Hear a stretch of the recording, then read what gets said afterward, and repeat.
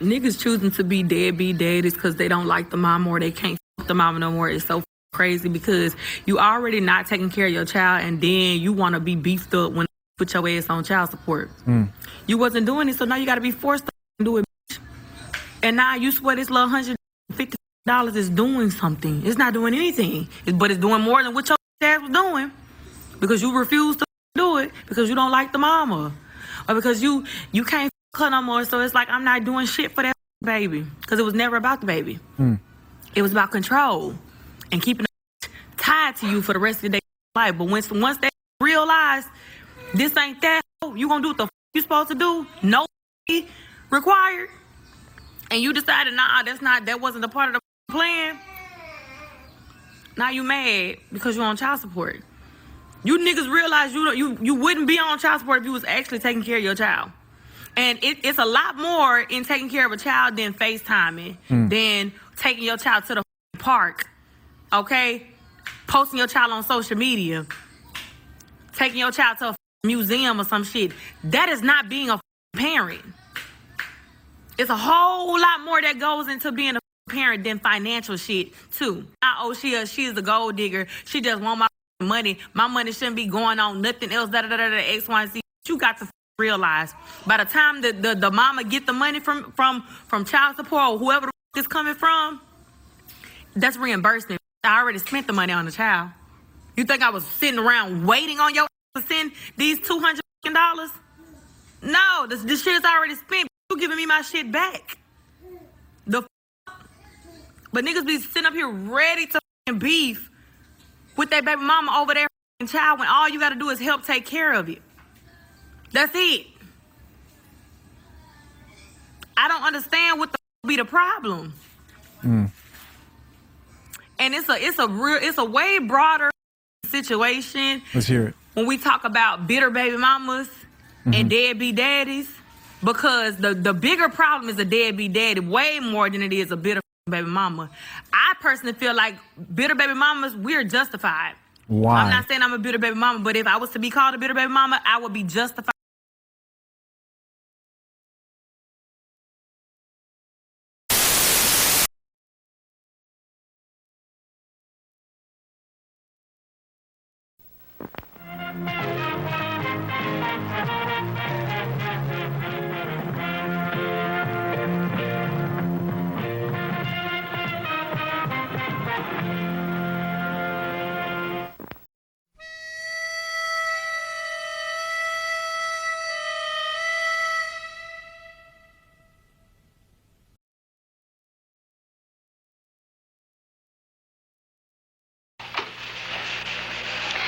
As a reporter for the Chicago Daily Defender, and as a black woman married to a black man, I've become deeply aware of the effects of this new black revolution on the relationship between black man and black woman.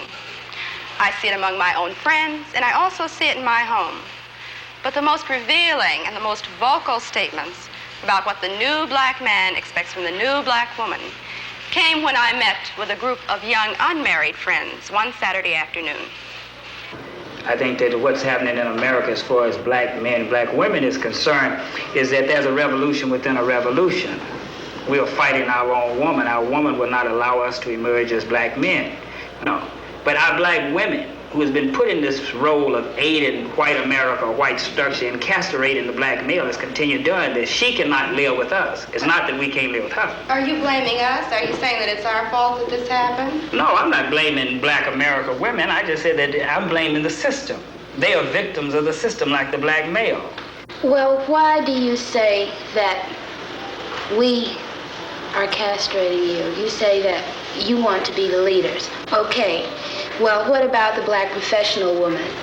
Are you saying that there should be no black professional woman? Are you trying to deny black women the right to be creative, the right to function? We're not asking for you to take a back seat. We're saying that you have got to be astute enough and can view the situation well enough where you just automatically know what your role is and step back. And whenever you want to have that aggressive thing, this is the thing that the young black man today is not going to tolerate. My old man tolerated it because his old man tolerated it. It came up for years and years and years. But today, the young black man is not going to take it. He's going to be out there as a leader. White America has used black women to keep the black male in his place. And you're still aiding him by saying, well, we are qualified, we want to work, we can help.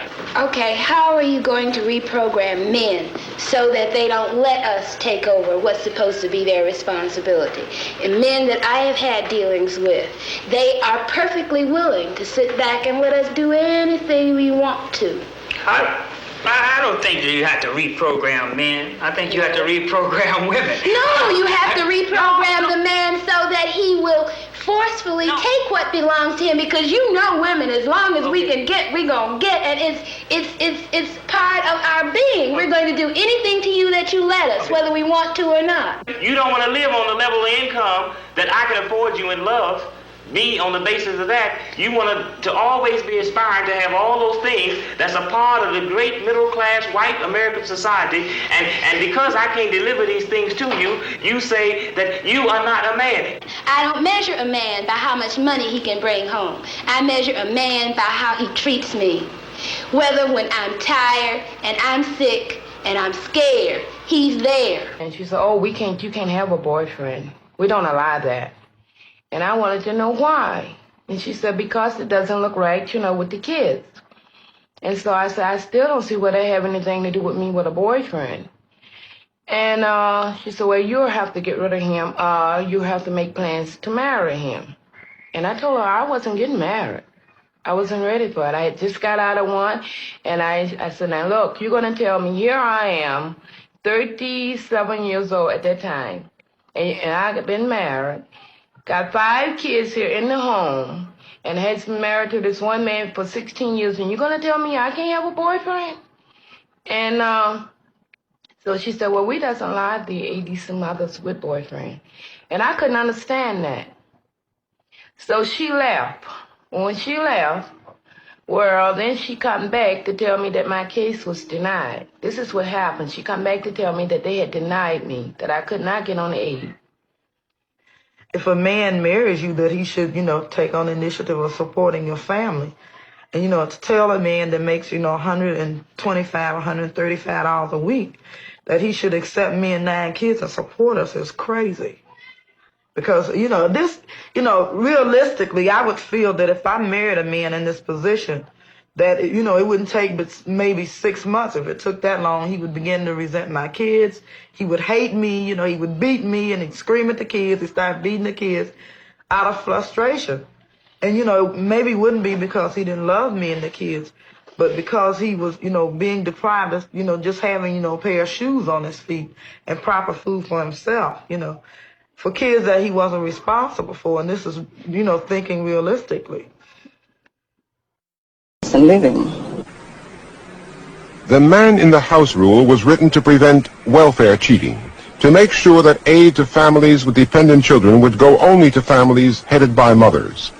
But the effect of the man in the house rule is to create for children an atmosphere of investigation and surveillance, and thus the welfare system in its operation turns out to be a system to make life harder for children. The welfare system helps the disintegration of the American family.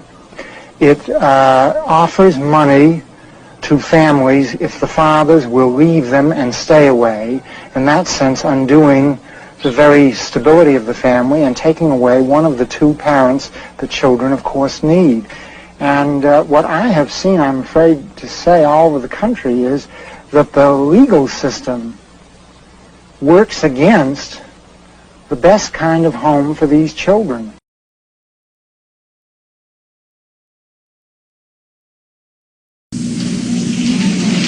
Raise your hand if you're married. None of you are married. Raise your hand if you would like to be married to your baby's father. 1. The rest of you who don't plan to get married, why don't you plan to get married? I'd like to know that. You already have your child to think about, and then a whole family to care for. You know, it's a lot of responsibility, and then you don't want the commitments. I wouldn't want no man holding me down because I think I can make it as a single parent. But don't you think you might need help in raising that baby from a man? Not really. I didn't have a father. My father wasn't in the home, so, you know, it really, male figures are not substantially important in the family.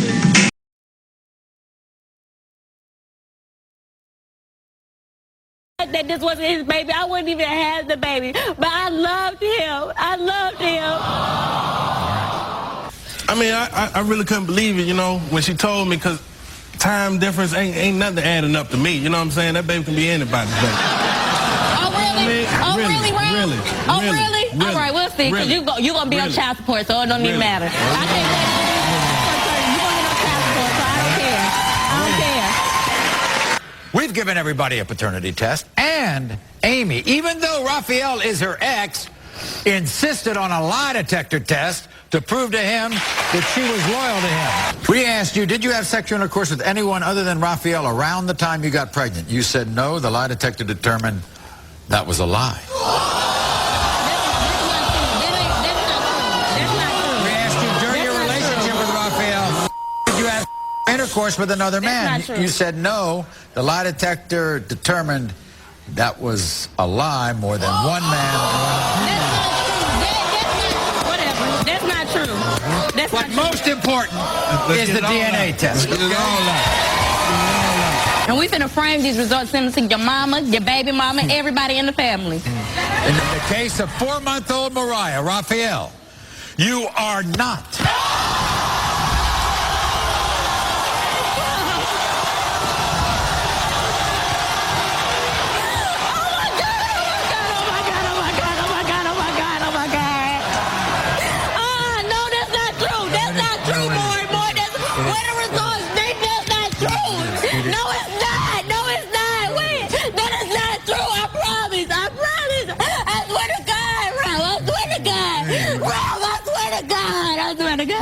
I swear to God. No, we don't say look again. I promise. That is not true. That is not true.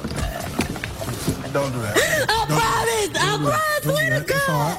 Ralph, I swear to God. I swear to God. I swear to God. I swear to God. No, I'm not. Chill out. Look at me. Look at me. I swear, no.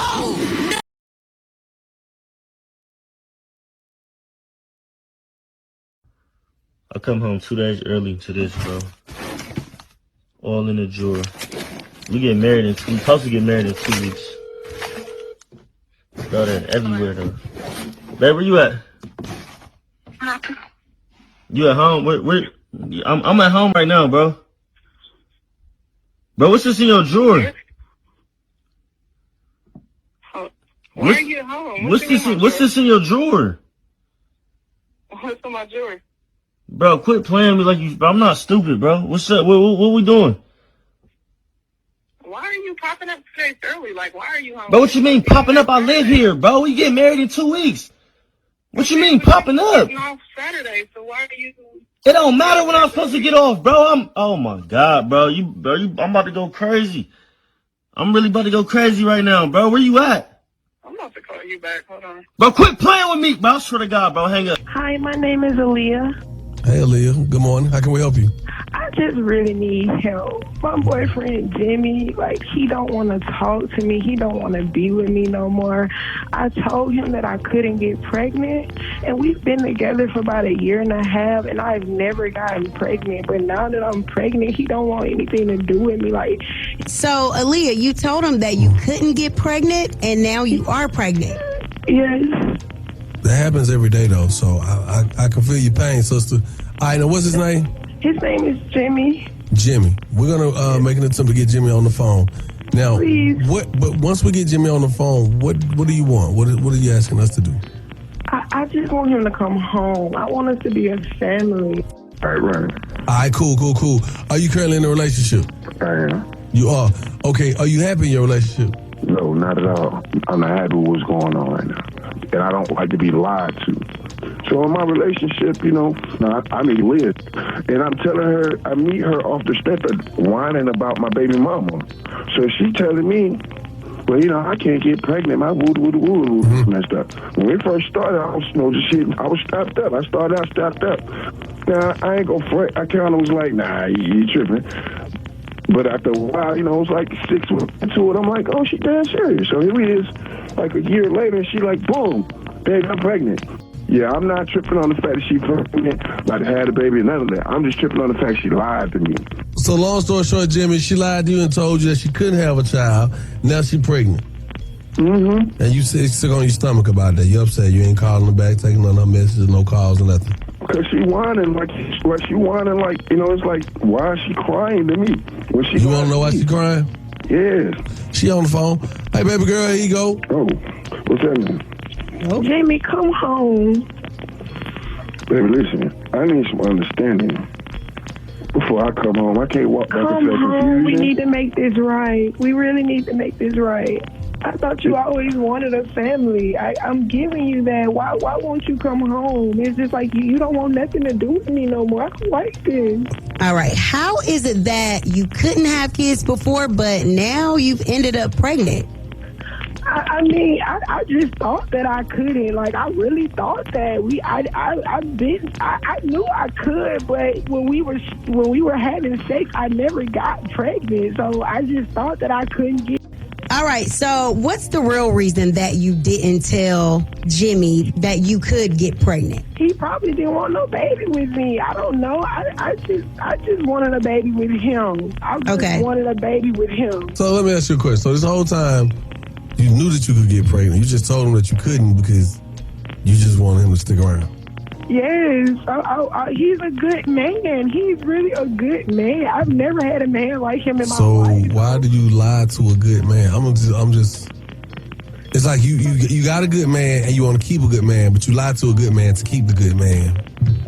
But I just felt like, you know, if we had a baby together, then he can't leave. Like, no matter what, he'll always be in my life. I'm sorry to hear that. It's 2021. Like that, folk been saying that since the 1920s. Could have just found you another good man that wanted your baby, girl. But I love him. I really love him. He's a good man. Man, I'm just saying, the whole situation about you got to lie to me to keep me around. You got everything going on, you got everything going on, Aaliyah. You got the car, you got the house, you got the body, you got the attitude, you got everything going on. All you got to do is keep it real with me. You the one talking about the doctor. The doctor said I can't have the baby. I've been, every time I go, they tell me I'm going to get all this taken out. That's you saying, you didn't have to say none of that. Family, we could have just talked about family. But I wanted you to stay with me. I didn't want you to leave. We could have just talked about that. You ain't talked about that. You showing up with the baby. You showing up like, man, that's what we finna do. You gonna tell me what we finna do? Okay, Jimmy, here it is. It sounds to me like she's far along. She's about to have this baby. You know, you've been deceived. Now you know what the real is. Are you in or you out? I mean, I'm just throwing out. That's all real talk. Like I said, we in this together, relationship. But I don't know how I don't know. I would have rather been in a better attitude, heard this in a better limelight, than to be hearing it like this and having to sit through 9 months or having many months left feeling this way. That's all I'm saying. Okay, well, it sounds like you in. I'm in. He said, we in. That is, you heard it first. You heard it right here, baby. Don't say nothing else. You better take this dub and go to the house. Girl. There it is. She got what she want for now. Your attributes. Okay, you have 2 children. You're currently married, getting a divorce. When do you think your divorce is going to be over? Honestly, Kendra, I don't even know. Every single time it's like you think that you come to an agreement on stuff and then, you know, then it's like, oh no. And it's just, I think he's not ready right now. Your husband? Yeah. And you know what? And I feel like we're friends. We are friends. Like, we're really good friends. Really good friends. Like, he is a person who I can, like, depend on. Sex? No, we are not. Okay.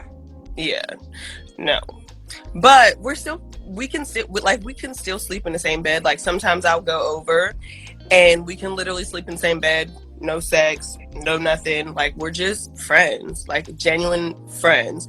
And we're better that way. When we were together, it was not that. Like, and this is what I meant by bitter baby mamas are justified, because nobody signs up to do this shit by themselves, right? Nobody signs up to do the shit by themselves. So if somebody is literally carrying a baby or thinking that they gonna have a situation and turns out that they doing everything by themselves, or if a man is half doing shit, that's enough to make you bitter. Then you have to take into account that some people went through traumatic ass pregnancies while dealing with these men, to the point where they have to heal from these men mentally and emotionally. Now these women don't want to be around these mother.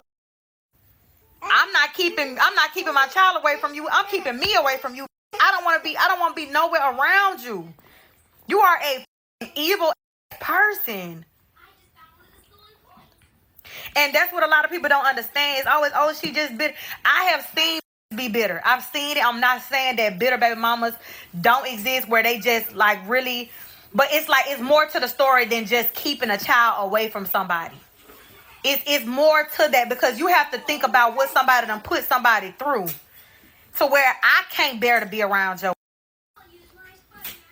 So it's just a really sad and unfortunate situation when it comes down to this baby mama, baby daddy bullshit. And I'm gonna take this opportunity to address but nobody has said it yet, thankfully.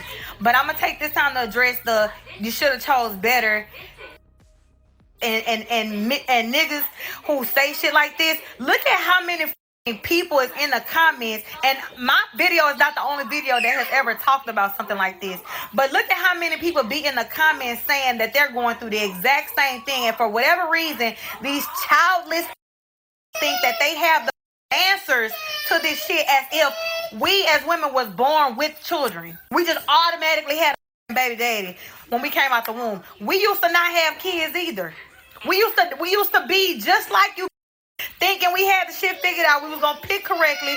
Well, all we did was got just like you get every day and got pregnant and decided to keep the baby. That's literally the difference between us and y'all. You already have your child to think about, and then a whole family to care for. You know, it's a lot of responsibility, and then you don't want the commitments. I wouldn't want no man holding me down, because I think I can make it as a single parent. But don't you think you might need help in raising that baby from a man? Not really. I didn't have a father. My father wasn't in the home, so you know it really, male figures are not substantially important in the family. A grown man, a real man, he don't hide his flaws, girl. The things that he isn't good at, or the things that he has issues with, or the things that he need to work on, he don't care nothing about you pointing them out. He don't have no problem saying, yeah, I ain't good at that. A grown man does not hide his flaws. Somebody type that on here. That's number one. Help you bitches pick out a real nigga. I'm gonna help y'all today.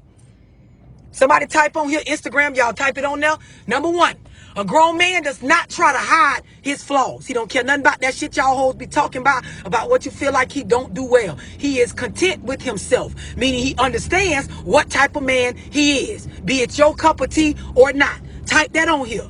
A grown man does not hide his flaws. Somebody type that on here. Y'all need to keep up now. Shit, come on. Second thing, a grown man don't need your help with his basics. A lot of you hoes don't know what to do with a man that already got his basics together. Meaning a nigga with a job, a car, his own place to stay. He takes care of his responsibilities to be able to feed and clothe himself. You hoes wouldn't know what to do with a nigga like that, because you so used to them little boys that you got to take care of like a child. You used to being able to control and press a nigga and pressure them into a monogamous relationship with you based on you helping him with his basics. I done told you hoes, y'all think the nigga chose y'all. You go around bragging, act like the nigga chose y'all, but girl, he chose the Nissan. He chose to not be carless. That's why he stayed with your ass in a relationship where y'all so-called being monogamous, even though he low-key be wanting to fuck other bitches or probably already fucking other bitches. Somebody type on here, a grown man has his basics together. And a lot of you females, you done been with fuck niggas and pussy niggas and little boys so long, you wouldn't even know what to do with a grown man that showed interest in you, that already had this shit covered and is not trying to hide his flaws. So, number one, a grown man does not try to hide his flaws. Number two, a grown man takes care of his own basics. He don't go around begging a bitch to help him with stuff that's just the basic shit that a man's supposed to have down pat. Are y'all tracking with me? Write this shit down. It's gonna help you hoes out today. Instagram, type that shit on here. Y'all got to keep up now.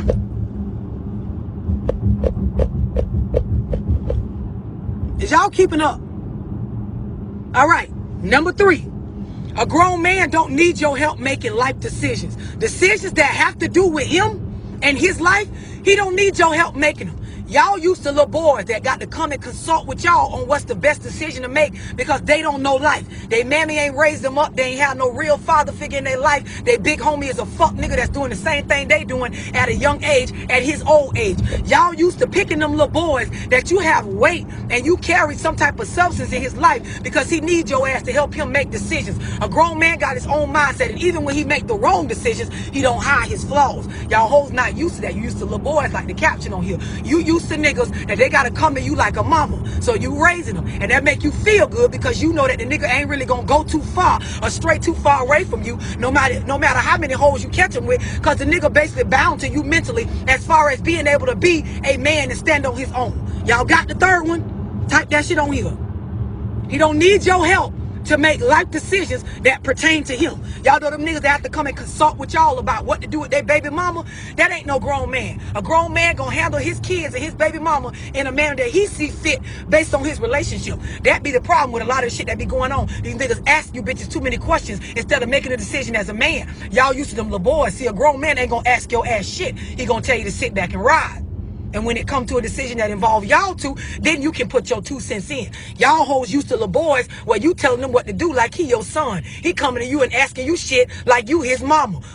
So what you think I should do? My baby mama said that the kid, you tell him, oh, well, you should go back and tell her blah and blah. The nigga's a puppet. Ho, he's not a grown man, but you think because he got a dick that's a certain amount of inches long that you got yourself something. And that's exactly why your aura off, your pH balance ain't been right in months, ho, and you cannot think straight. I'm gonna help you hoes out on this live today. Don't get on here typing them long paragraphs about how you think your nigga real. If you own this live and you got to doubt it, he's probably not. All right? All right. Y'all got that one? Everybody clear on that? Next thing, a grown man don't care nothing about no whole clout. Grown men know that women are attracted to men. Men are attracted to women. If it's same sex, same goals. A person that's sound within themselves, they don't need a bunch of hoes to validate them as a man. Does that mean they don't got hoes? No, that's not what I'm saying. What I'm saying is a nigga don't go out here and be thirsty for hoe clout. A grown man understand hoes don't pay no bills. Hoes don't help me take care of my children. Hoes don't help me cover my basics as a grown man. So I don't care nothing about having 1 hose, 2 hoes, 3 hoes, or 4. 2 hoes, 5 hoes, 6 hoes, or 8. A grown man understand, rather the women looking at me or not, I still got to be a man. Do y'all understand that, right? A lot of y'all females, y'all pick y'all niggas, or you feel like a nigga is a real nigga or a grown man based on how many bitches is around him like flies. That ain't how this shit work. A grown man don't care nothing about no hoe clout. Y'all understand that? Everybody clear on that? He might have hoes, he might not, but that is not a leading factor in his life. A grown man don't wake up and worry about how many bitches is on his trail. Grown men understand that with success and money and being solid and staying real, bitches gonna be attracted to you anyway, nigga, because you on your king shit anyway. Y'all used to little boys that don't understand that. So every day they got to get up and count their hoes. 1, 2, 3. Ooh, I'm missing one. I got to go to the club and get some more. Ooh, 4. I got a red bitch, a black bitch. Grown man don't care nothing about none of that.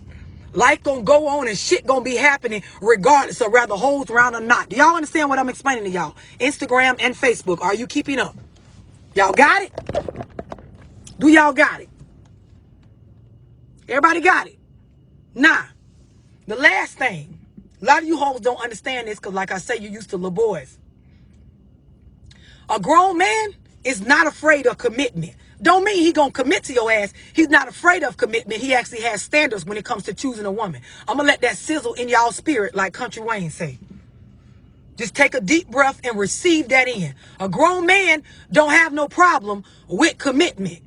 But a grown man is not going to commit to you just because you got a pussy hole. I'm going to let that sizzle in your spirit. A lot of y'all think because you got titties and ass and a pussy hole, you are now qualified for a man to commit to you. That's not how this shit works out here with grown men. Them little boys y'all be with, yeah, of course. Them niggas that y'all think real but really ain't real, yes, of course. Them niggas that feel like they value lie in how much money they got, yes, of course, that might fly. With a grown man, girl, he don't care nothing about none of that shit. You got to have certain shit going on, certain characteristics and qualifications that match up with what type of man he is for him to consider you as a commitment. A lot of grown men will get with y'all and treat y'all like nobody. I don't mean like dog you out, but I mean you will just get dated. Maybe he'll buy you some stuff, but he may not take your ass serious. He's not afraid of a commitment, but bitch, every female ain't supposed to be taken serious, just like every nigga ain't supposed to be taken serious. Y'all understand this, right? Do y'all understand this? A lot of y'all have a lot of questions about whether a nigga is right or wrong for not wanting to commit. A lot of y'all hoes ain't worth no commitment right now. You too broken. You done dated too many fuck niggas, too many fuck boys. You done had too many little boys over your house for a grown man to consider you as a woman or a wife that he should take serious. Y'all understand what I'm explaining? And a lot of y'all, you have a problem with admitting your flaws to yourself, let alone somebody else. So you're going to believe that you're all right when you're not. You want somebody to accept you and you're motherfucking crazy when you know you ain't in no position to accept yourself, let alone somebody else accepting you. Answer those I can't. I'm not responsible for the fact that he can't read. As E. Franklin Frazier said, and I quoted from him at some length, there is a lot of evidence that the Negro middle-class family, when it gets its opportunity, gets a bearing, is, if anything, more stern, more rigid than most. But the evidence is simply clear. Negro Americans live like any other Americans, and when they're forced into the ghetto and forced into disorganization, they have no more better protections than anyone else. I'd like to ask you one specific question, which the New York Times quotes you today as saying. You say that 44% of the children in Harlem are illegitimate. Now, how do you know that? Those are statistics of the New York City Department of Health, sir. 10 health districts in central Harlem, the area which the great American sociologist Kenneth Clark described in his HRU report as having undergone a massive deterioration of the fabric of society and its institutions, and right under our prosperous noses that happened. That hasn't existed for 50 years. That's happened in the last 15 years in this America, and we've been sitting around thinking things have been getting better, and they haven't been getting better for those children. And I think I for one, if you see what people can face for the civil rights movement in the way of sheriffs, in the way of howling mobs, in the way of the disapproval of their entire society, well, I think I would hope certainly I'm willing to face the disapproval of a few white liberals from Boston who think I shouldn't raise the subject because it's impolite. Mr. Novak. Mr. Moynihan, in your report you say, quote, equality of opportunity almost ensures inequality of results, unquote. Are you proposing preferential treatment on the hiring of Negroes? I believe this country owes the American Negro his back wages, yes. Should the federal government support preferential treatment for Negroes then? I believe what President Johnson said in his Howard University speech. You cannot keep a man in chains for 3 centuries, then take the chains off and say suddenly, okay, you're free to run the race of life with anybody else. They have to be made, people have to be given the opportunity to compete with effective resources. And I believe that we should make a special effort. This message has been paid for by the Dusties. Yes, the niggas you love to hate.